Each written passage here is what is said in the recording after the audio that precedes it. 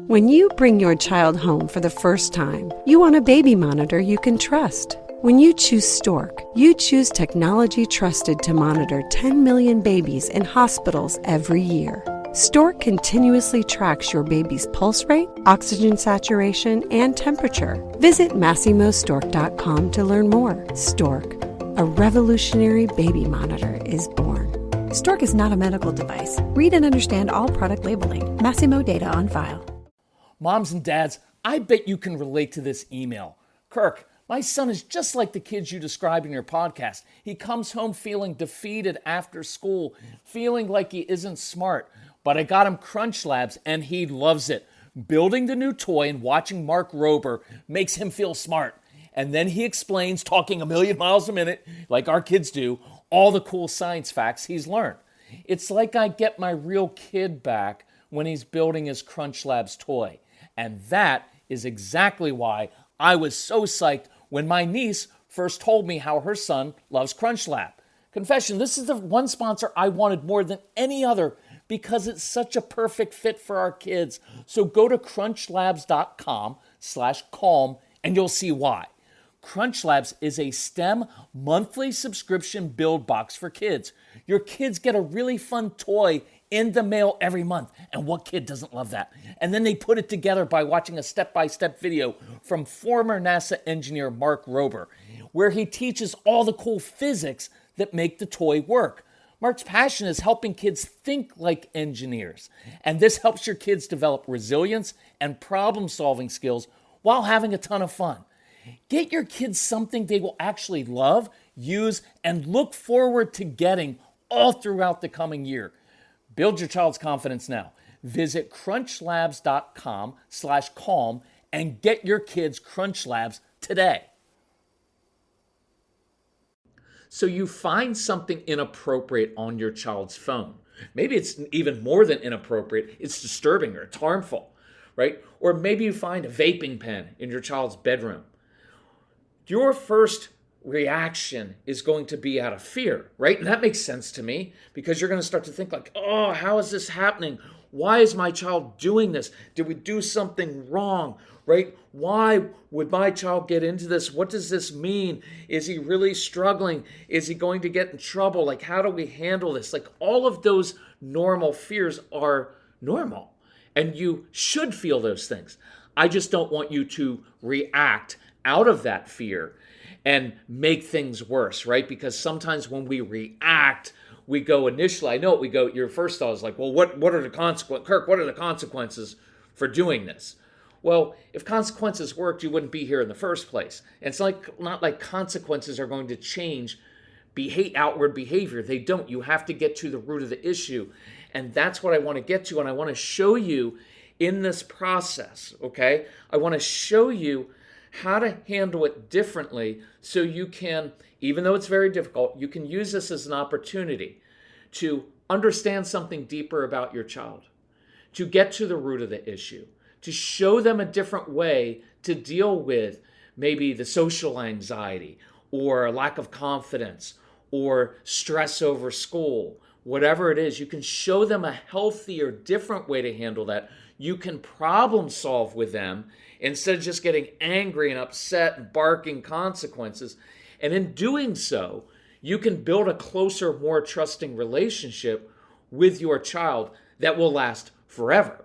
And these are tough situations, but that's what we're going to deal with today on this episode of the Calm Parenting Podcast. So welcome, this is Kirk Martin. I'm founder of Celebrate Calm. You can find us at celebratecalm.com.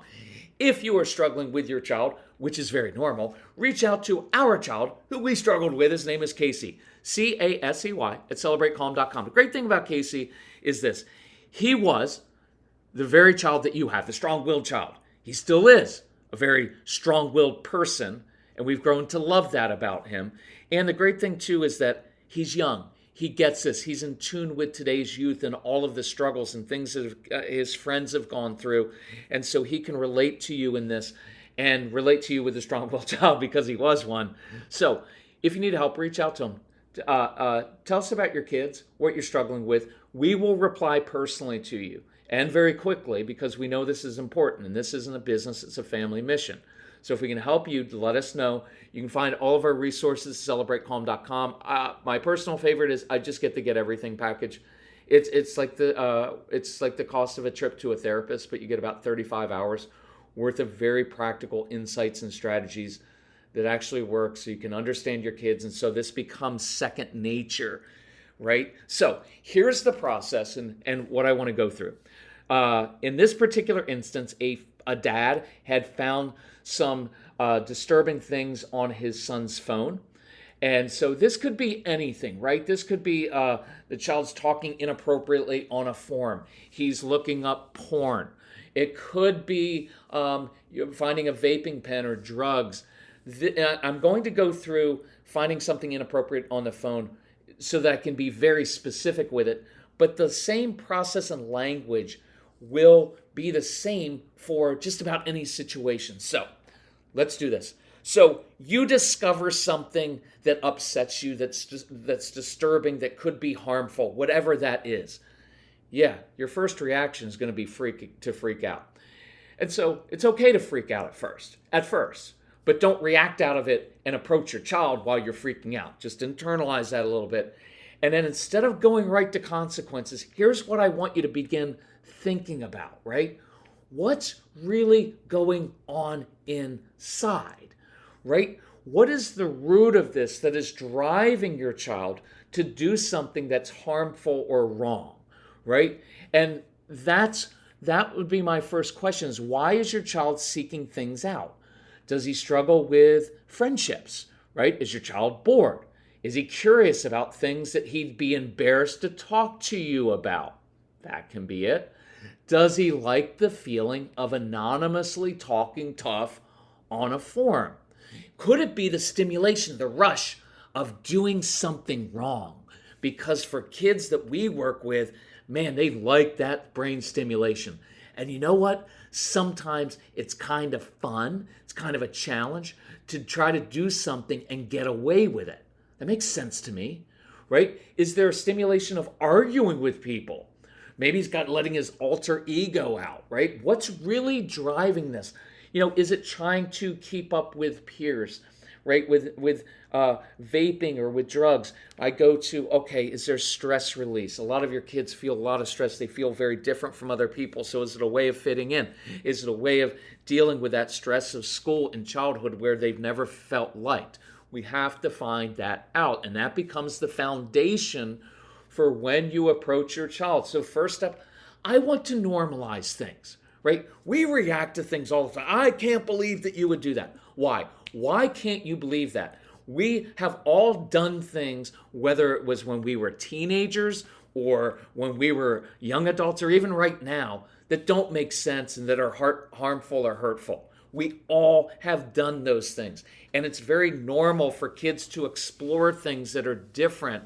And so rather than going right to the shame, I can't believe that you would do that, I want to normalize it. Look, normalizing doesn't mean excusing it and saying, oh, this is good and healthy. I want to do it for you. Let's go buy drugs together. That's not what I'm saying, right? But when I approach it to my child, look, hey, it's normal for kids and even adults to find stuff online that's interesting, exciting, even novel, and sometimes bad and harmful. It's normal.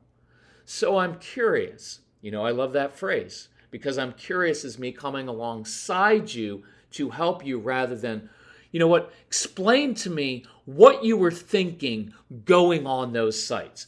Like, what are you going to get? Well, Dad, what I was thinking was I'm an awkward teenager and there were these naked pictures and they're free, right? When you were a kid, you had to go sneak magazines, but they're free to me.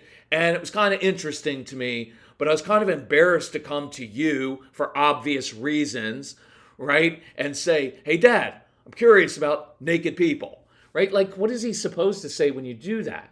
So when I go to, hey, I'm curious, what exactly do you like about these sites? How does it make you feel? Does it make you feel powerful, like a grown-up? Is it just plain curiosity because you're at an awkward time of life, and so you're looking up things that are interesting and novel to you, right? I'm curious. And I want to listen, right? Like I find the vaping pen, And look, I hate the word vape. Hate the whole idea of it. So it'd be a big trigger for me. But I don't want to react out of being triggered. I want to find out, hey, it makes sense to me. I know a lot of other kids are doing this, and I'm curious, is this a way for you to fit in and hang out with some kids? Is it a way for you to release stress? Kind of get that. I understand that, right? You lead with things, and here's maybe a good way of saying it too, because framing these things is really, really important. So son, daughter, look, when you were 2 or 3, everything in your world was new. You'd explore, you'd get into playing with blocks and spoons and bugs and shoelaces. Like everything you came in contact with was new to you and you explored it, and that's normal. Well, now you're 12 or 13 or 15 or 10, whatever age, and you've got access to this huge, wide world of good things and bad things. So it's normal that you'd be curious. See, my job, son, daughter, when you were 2 and 3 was to make sure that you didn't bump your head too hard. You had to bump it a little bit, but I wanted to make sure you didn't bump it too hard. And I wanted to make sure that you didn't run into the street or fall off something and hurt yourself. See, while I'm saying that, I'm feeling something well up in me. See, you're starting when you can, so when you step out of yourself, and that's what being calm doesn't mean you're some Zen master who just sits there calmly, unfeeling. No, I feel things deeply. But instead of feeling the taking it personally, and now I'm frustrated and I feel fear because you disappointed me and now I have to deal with something uncomfortable, now I start to feel what my child is feeling. And see, now the impulse goes to, I want to protect you, not punish you. I want to protect you because when you were a little kid, you explored and you bumped into things and I was there for you. You didn't even know it, but I was coming along. All those times I picked you up and I moved you and I redirected you so you didn't bump into things and hurt yourself. But see, my job now is to help you navigate this new world, and it's big and you're exposed to it and you're vulnerable, right? Instead of looking at the child as like, he's so strong-willed and difficult and does things to hurt me. No, I'm looking at a vulnerable kid who doesn't know what he's doing. And look, he's got this big, wide world. We had to really work at it to find inappropriate things when we were kids, right? We did. If we wanted to look at naked pictures, we had to find someone who had an older brother, and they hid that thing back behind the Etzel's barn. That's where you had to work at it, right? Now your kids are exposed to stuff. It's right there in their hands. And so my job, son or daughter, right, is to help you navigate this entire new world you're exposed to without you getting hurt in other ways. See, I like that a lot. Now I'm your partner. I'm coming along. Sorry for that. I'm not sorry for that. It's just, when I feel those things well up, it's a good thing, right? Because it's a shift. It's a shift in your mindset. It's a shift in how you see this kid, from seeing this kid to seeing it's like he was when he was 2 and 3 and 4. I didn't run along. Hopefully when he was 3, your child was a toddler, you weren't like, stop banging your head into things. Stop putting those things in your... It was normal for them to do it. And you came up and you picked them up gently, right? And then you just shifted them. And it was a little shift and it was sweet and you were protecting them. Now we get into this thing where we just want to punish them all the time and it just doesn't work. So you may use wisdom with this, right? How you've gotten sucked into different things, right? With his dad, it was sucked into forums or political discussions. You've got to use some wisdom in here. Look, I had a teenage son, right? And so when we started talking about porn, I could talk about yeah, of course. I mean, it's very normal for boys, and I know girls as well, but it's very normal for you to be drawn to that, right? So you can talk about that in a way that gives some wisdom and context, not an excuse like, well, I did it too, so it's okay for you to do it. You just normalize it, and then you can let them know how you dealt with certain things. but I want to listen to your child. I want to nod. I want to understand why they're doing it.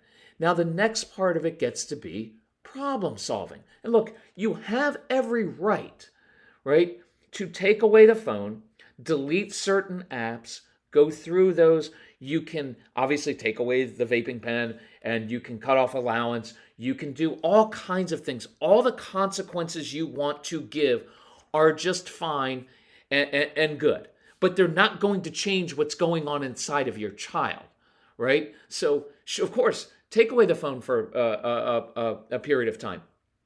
Perfectly fine. Just don't equate that with actually getting to the root and solving this long term, right? I hope that makes sense. See, what would be best is if you two together, oh, by the way, sometimes this is handled best if you do it one-on-one, not both parents, because many of your kids already have a feeling that you guys are always teaming up on me. Everybody's against me. And it's embarrassing and there's shame in this. So to have to walk downstairs and talk to two people looking at you feels overwhelming. By the way, that's why if you're ever interested, get the Get Everything package, or Calm Parenting package. We're including now the marriage program included in that for free. We used to charge it a lot of money separately for that, but I want people going through it. And one thing men often tell me is when I go to marriage therapy, it feels like the therapist and my wife are teaming up on me. And so that's why we kind of did that one, so you can do it from home. So it's one-on-one, not two against one. So just keep that in mind. It might be the best way to handle this. It'd be best if you guys together figure out a plan moving forward, right? Like, which apps do you keep on the phone? Which ones do you delete? How do you monitor and help hold him accountable, right? It's not a shame thing. It's a, hey, this is normal, but I want to walk beside you and help and teach you to navigate this kind of approach, right? And so let's problem solve and then get to the deeper part of this is trying to meet those internal needs that your child's trying to meet by going different places on the internet, by vaping, by doing drugs, whatever it is, whether it's a need for friendships, for confidence, for dealing with for getting brain stimulation, for dealing with stress. What are all positive ways to do that, right? That's where building good friendships and sports and service projects, starting a business, project that you do together are extremely helpful. And if you've never heard us go through before the mission and mentor approach, please look that up. The basics are, I want to get my child using his or her particular gifts, talents, and passions, helping or serving little kids, animals, older people, because it feels really good when you have something to give.